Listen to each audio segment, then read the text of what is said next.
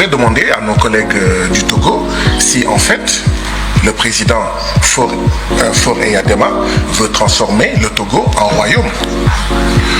Parce que son père était président du Togo.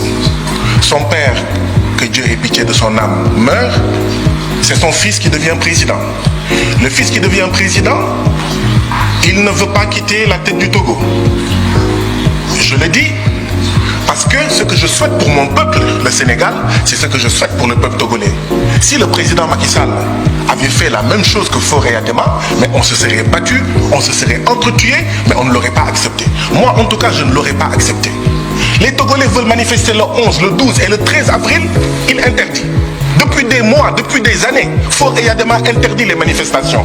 Il se prend pour qui? Madame la Présidente, je souhaiterais que le président du Togo ait beaucoup plus de respect pour son propre peuple. Il y a 2 jeunes qui ont été condamnés pour outrage parce qu'ils ont dit, je cite, « Monsieur le Président, le Togo n'est pas votre propriété. »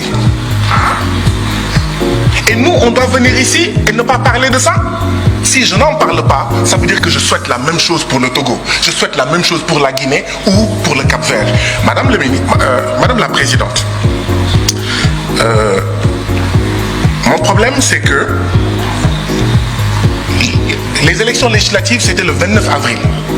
Le 19 avril de la même année, l'Assemblée nationale adopte une nouvelle constitution. 10 jours avant.